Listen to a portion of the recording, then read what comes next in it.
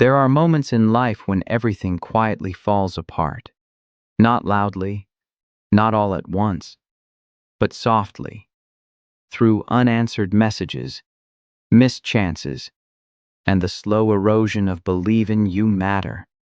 We move through days doing what's required, saying what's expected, smiling when we're supposed to. Yet somewhere inside, a question echoes. Was I ever enough to begin with?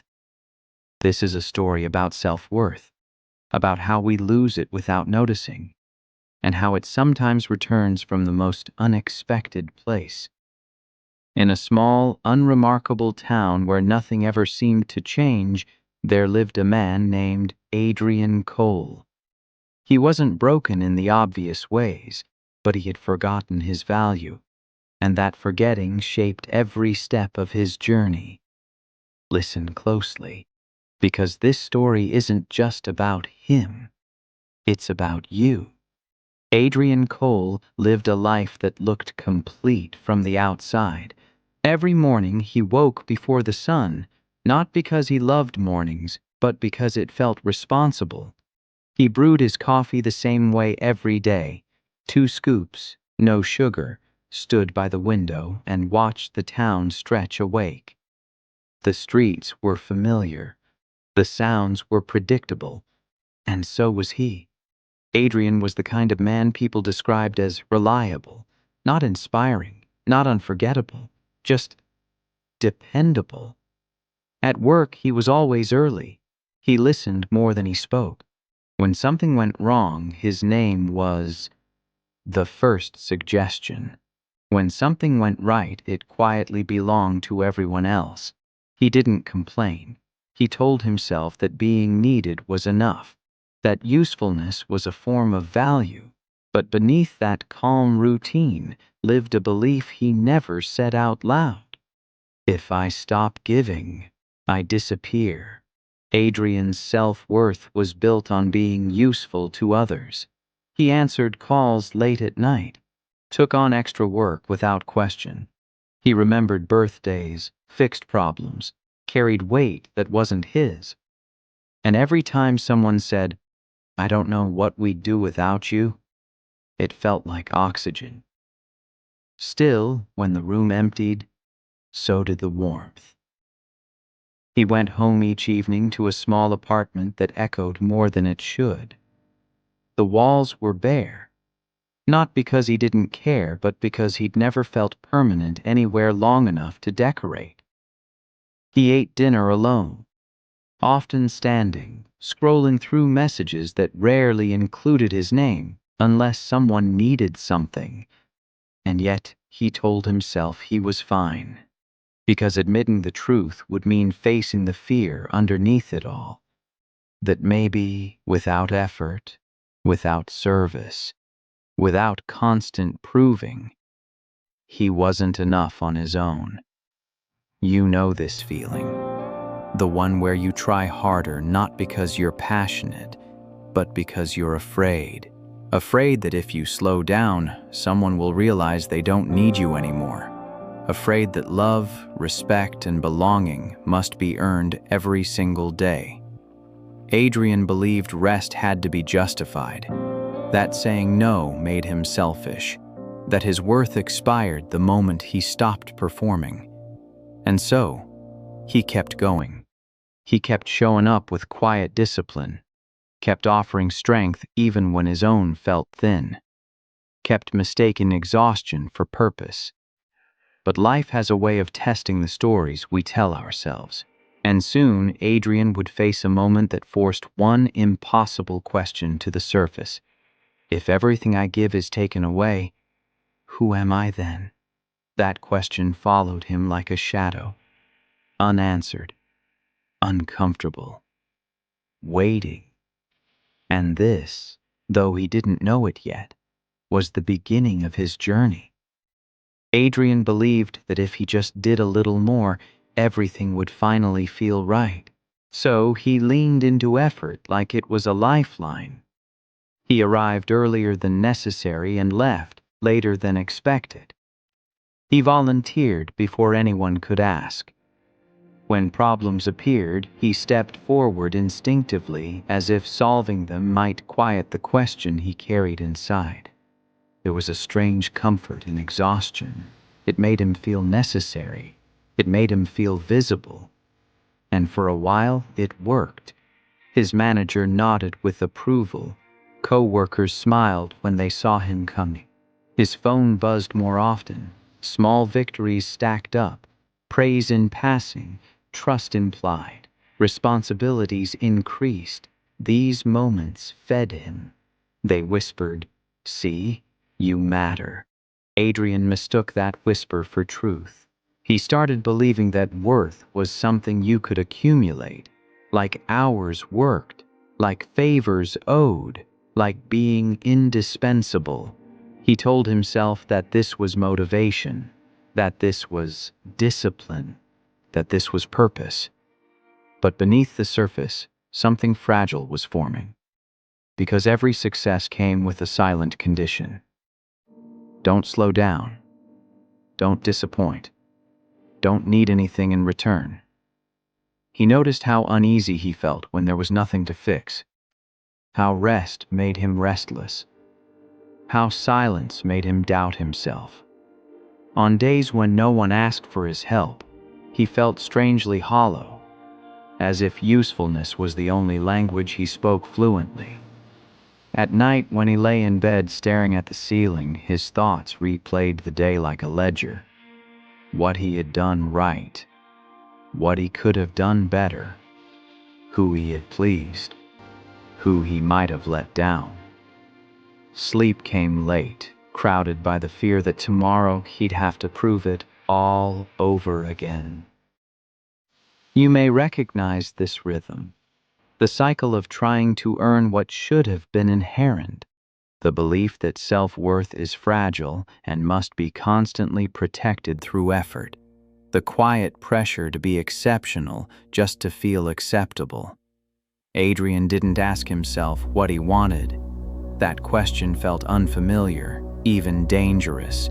Wanting implied entitlement, needing implied weakness, so instead he focused on being needed, and the world rewarded him for it.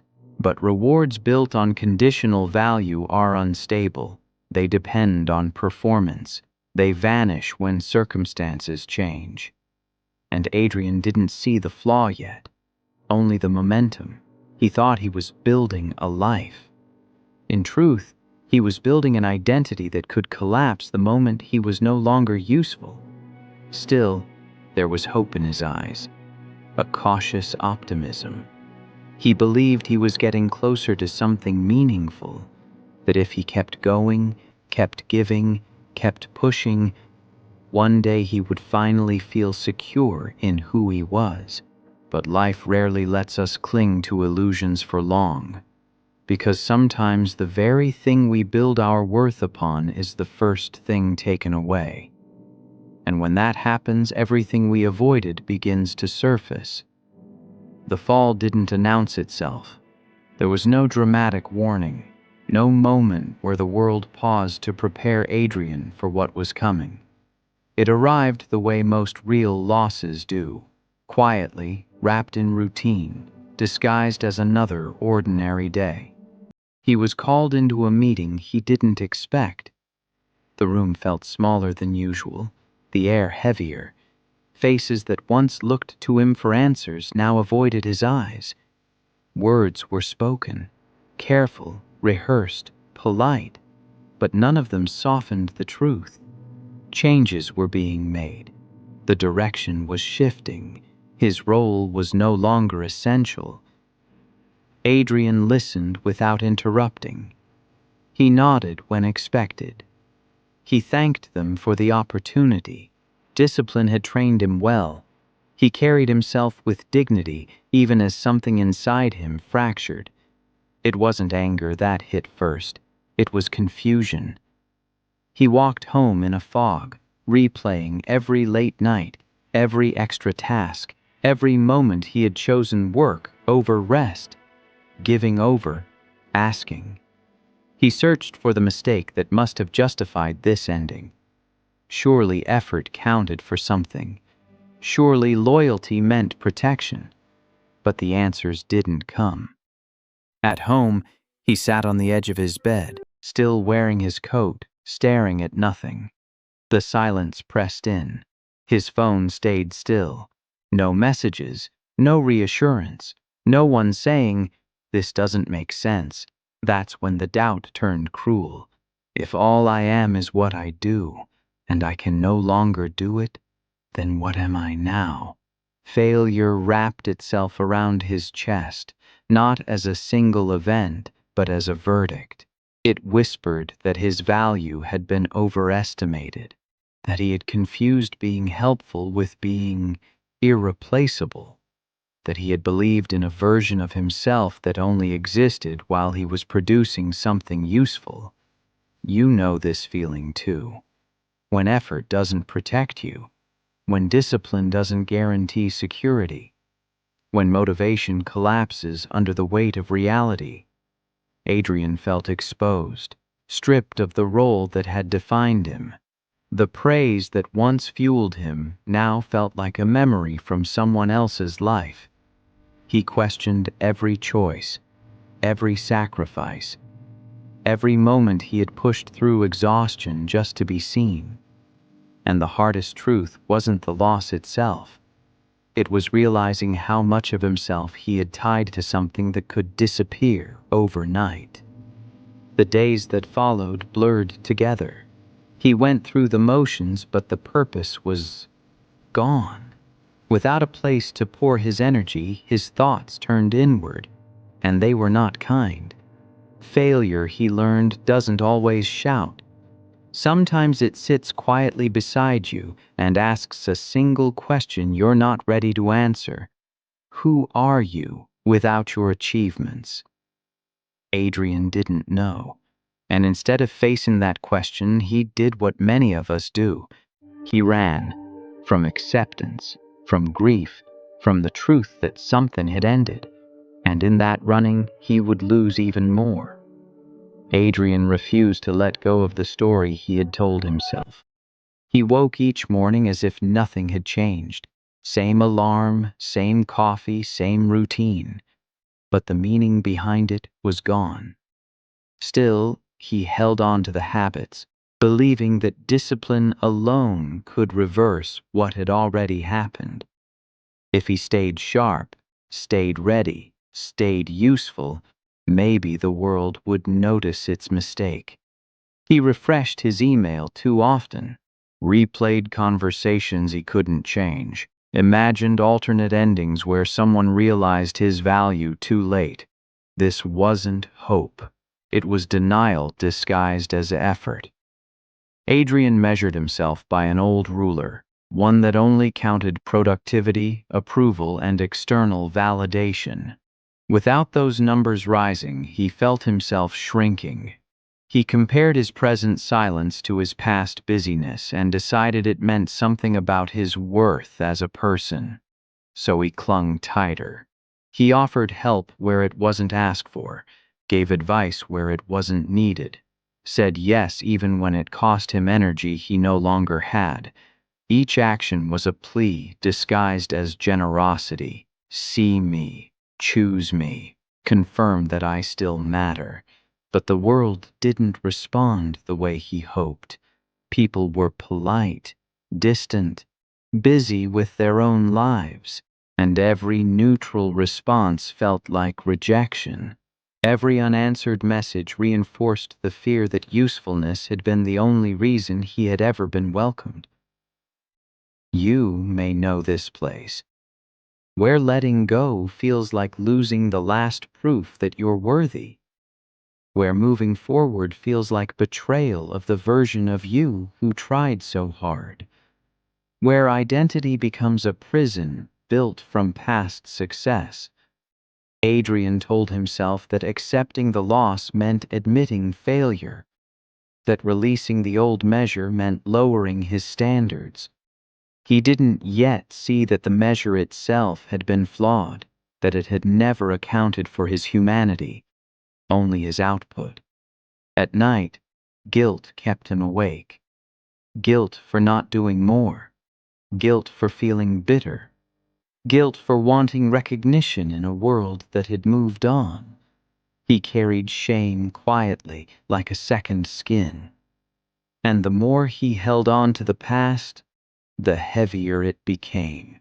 His mind stayed crowded with what ifs and if onlys, leaving no room for peace. The truth hovered close, waiting patiently. You cannot heal while clinging to the version of yourself that no longer exists. But Adrian wasn't ready to hear that yet. Because letting go isn't just about release, it's about grief. And grief requires us to sit with emptiness before we find meaning again. So he stayed stuck, between who he was and who he could become, between effort and exhaustion, between worth and the fear of being nothing without proof. And in that space, the silence grew louder. Soon it would pull him somewhere deeper, somewhere lonelier, somewhere he could no longer avoid himself. Eventually, the noise stopped, not because things got better, but because Adrian ran out of energy to pretend they might. The messages slowed. The offers to help went unanswered. The days stretched long and unstructured, no longer shaped by urgency or expectation. Without a role to fill, Adrian found himself alone with something he had avoided for years. Silence. At first, he tried to escape it. He filled his time with distractions, long walks with no destination, television playing in the background, scrolling without purpose. But silence has a way of waiting, patient, unmoving. And when you finally sit with it, it reveals what effort once kept hidden. Adrian stopped shaving, stopped setting alarms, stopped caring about how the days looked from the outside. He wasn't falling apart dramatically. He was fading, quietly, invisibly, in ways no one noticed. And that hurt the most. Because if no one noticed his absence, did it mean he had never truly been present? He sat alone in his apartment, the same walls now feeling closer, heavier. The echoes he once ignored now spoke back to him. Memories of praise felt distant, accomplishments felt irrelevant. Without an audience, his achievements lost their meaning. You may recognize this emptiness, the space that appears when identity collapses, the hollow pause between who you were and who you don't yet know how to be, the moment when motivation disappears and all that's left is raw honesty. Adrian felt small, not in the humble sense, but in the way that makes you question your place in the world. He wondered if he had confused activity with importance, if all his discipline had only been a shield to avoid facing himself. Some nights he lay awake, staring into the dark, asking questions with no answers. If I stop trying, am I still worthy of love? If no one needs me, do I still matter? If I have nothing to offer, can I still belong?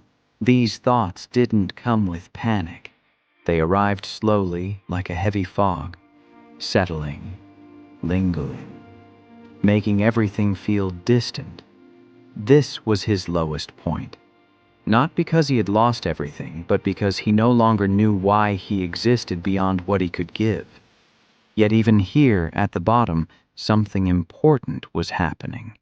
The silence wasn't punishing him. It was making space. Space for truth. Space for healing. Space for a question deeper than failure. What if your worth was never something you had to earn? Adrian didn't have the answer yet.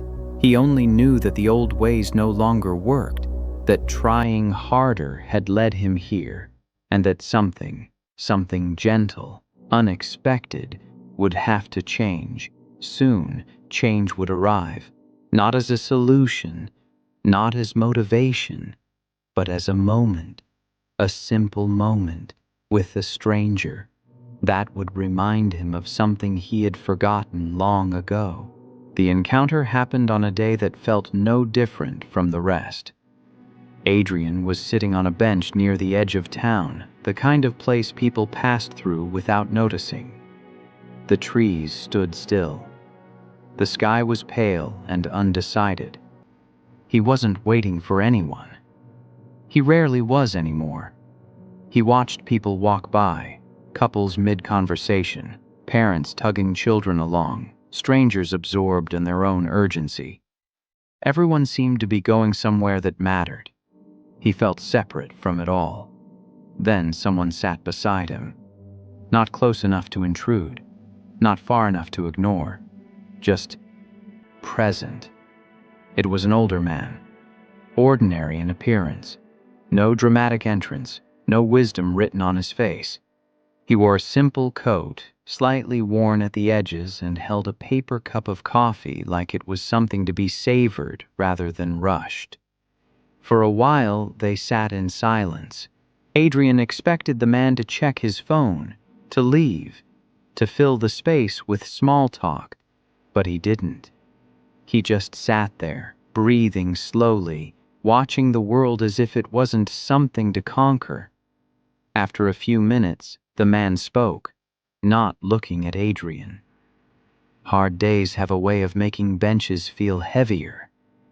The words weren't sharp, they weren't probing, they were gentle, observant. Adrian almost shrugged them off, almost stayed quiet, but something in the man's tone, something uncurious yet kind, made honesty feel possible.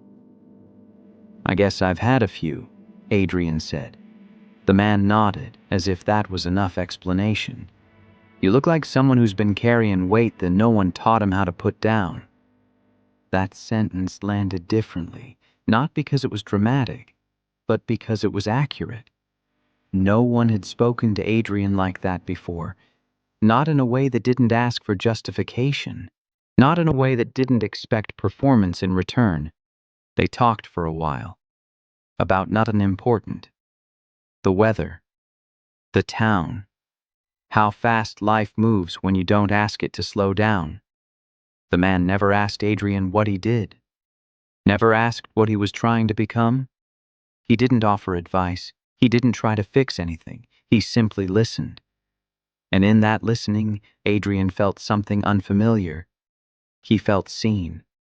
Not for his usefulness, not for his discipline, not for what he could offer, just for being there. Before leaving, the man stood and said something Adrian would carry with him long after the bench was empty. "You don't owe the world your exhaustion to earn your place in it." Then he walked away. No name, no follow-up, no promise of answers, just kindness, given freely, without condition. Adrian sat there long after the man was gone. The words echoed, not loudly, but steadily, like a truth knocking softly, waiting to be let in.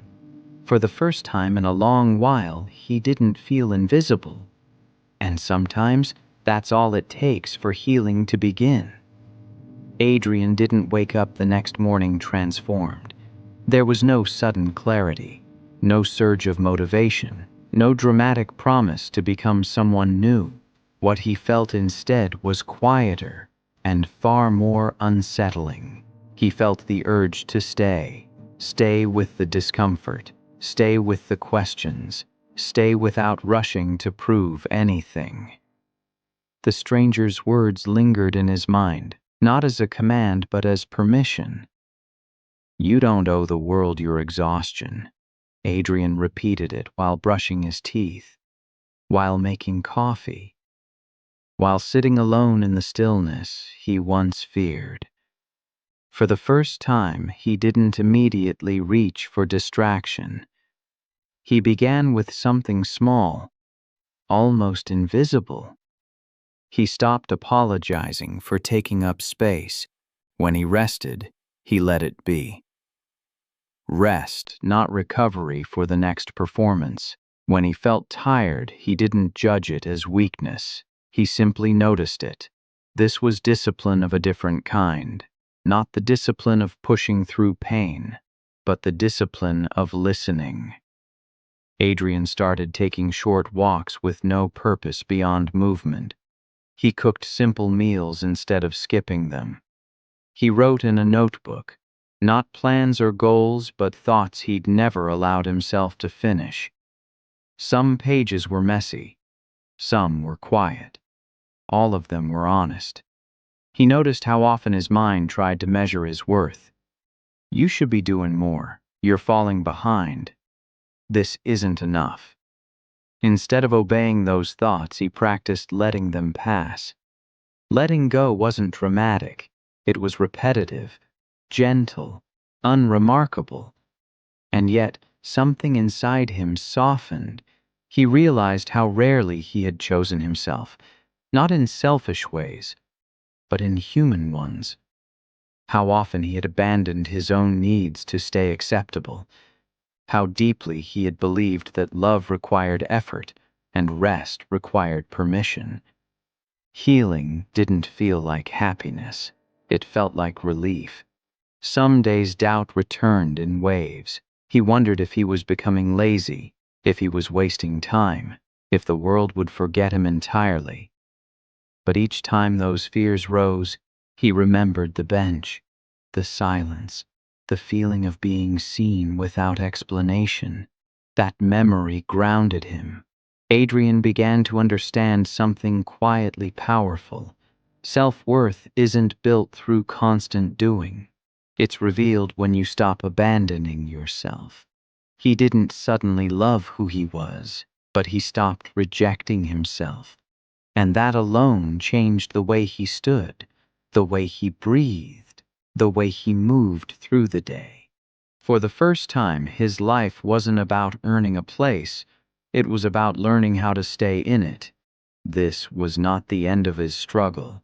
Old habits don't disappear just because we recognize them. And soon the familiar voice of doubt would return, testing the ground he was standing on, but this time Adrian would not be facing it empty-handed.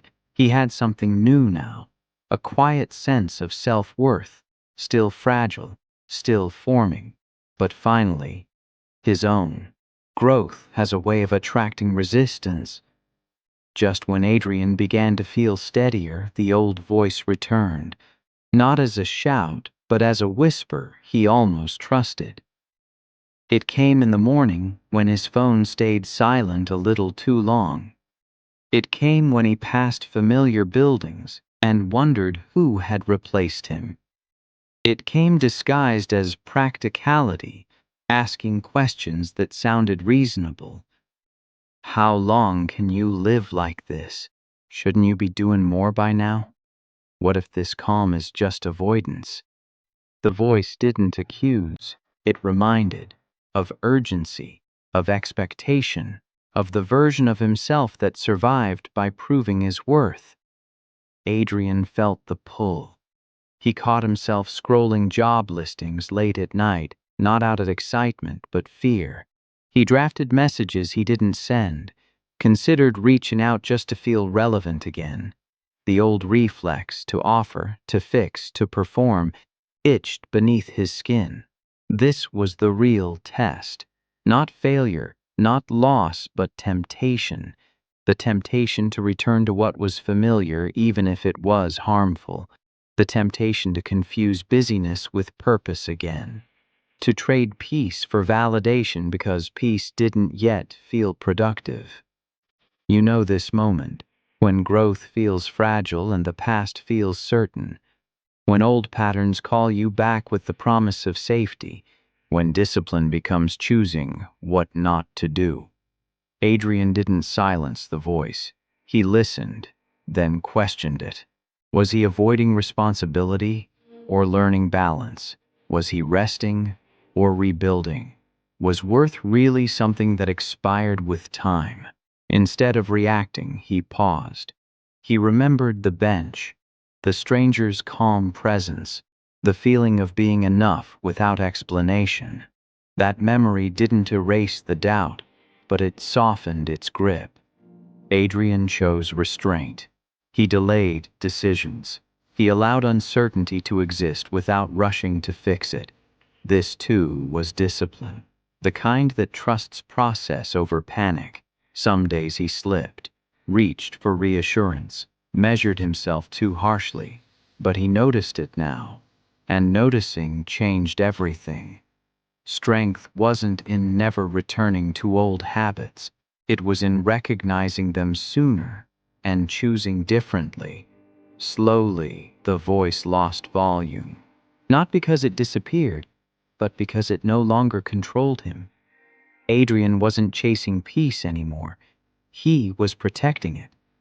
And in doing so, something new began to take shape. Not built from fear or effort, but from intention. The world didn't suddenly reward him for this change, but for the first time he didn't need it to. Because what was growing inside him was quieter than ambition and far more powerful. The change arrived so subtly that Adrian almost missed it. There was no single morning where he woke up feeling complete. No moment when everything made sense at once. Instead, life began to feel lighter. Not easier, but less heavy. As if he was no longer carrying himself like a burden. He noticed it in the way he moved through his days. He woke without dread, ate without rushing, walked without counting steps toward some invisible goal. Time no longer felt like an enemy to outrun. It felt like something to inhabit. Adrian began choosing work again, but this time with intention. Not to prove anything, not to disappear into usefulness, but to contribute from a place of balance. He asked questions before committing. He said no when his energy asked for it. And surprisingly, the world didn't collapse. Some doors closed, others opened quietly. What mattered was that his sense of purpose no longer depended on being indispensable. Purpose, he learned, wasn't about being needed by everyone. It was about being aligned with yourself. You may recognize this shift when motivation stops coming from fear, when discipline becomes self-respect, when peace replaces the constant chase for approval. Adrian found fulfillment in smaller moments now. Conversations without agendas. Work done well, then released. Evenings that didn't need to be earned. He felt grounded in ways he had never been while striving. Failure no longer defined him. Success no longer consumed him. He understood now that self-worth wasn't something he could lose. It wasn't stored in titles or praise. It lived in his ability to stay present, honest, and kind to himself, especially when no one was watching. Sometimes he returned to the bench, not to wait, not to reflect painfully, but to sit. He wondered if the stranger knew what he had given him. Probably not. That was the point. The gift had been free. No strings, no expectations. A reminder that value doesn't require validation. Adrian carried that lesson forward. His life didn't become extraordinary in visible ways. It became true. And that truth brought a quiet joy, one that didn't fade when circumstances changed. He had found something deeper than motivation. He had found peace, and peace, once discovered, becomes a compass. It guides you, not toward more, but toward enough. The journey had changed him, not into someone new, but into someone whole. And now, there was only one thing left to do: to share the lesson, softly, honestly, with you. If you've listened this far, this story has already found you for a reason. Because somewhere in Adrian's journey there is a reflection of your own. Maybe you've been measuring your worth by how much you give. Maybe you've mistaken exhaustion for purpose. Maybe you've believed quietly, deeply, that love, respect, or belonging must be earned through constant effort. Let this story offer you a gentler truth. Your worth was never conditional. It did not begin with your achievements, and it does not end with your failures. You are allowed to rest without explanation. You are allowed to say no without guilt. You are allowed to exist without proving your value to anyone. Discipline is not self-punishment. It is self-respect. Motivation does not come from fear. It grows from alignment. Failure is not the opposite of worth. It is often the doorway to healing. Letting go is not giving up on yourself. It is releasing the version of you that survived by shrinking. Strength is not found in being needed. It is found in staying present when no one is watching. And rebirth does not arrive as a dramatic transformation. It arrives quietly when you stop abandoning yourself. So if you are standing at the edge of silence right now, unsure of who you are without effort, stay. Stay with the discomfort. Stay with the questions. Stay long enough to discover that peace was never something you had to earn. This is your journey, and it is not over. If this story brought you clarity, comfort, or courage, take a moment to like it, share it with someone who may need it, and subscribe for more stories that remind us what it means to be human. Until next time, be gentle with yourself. You are already enough.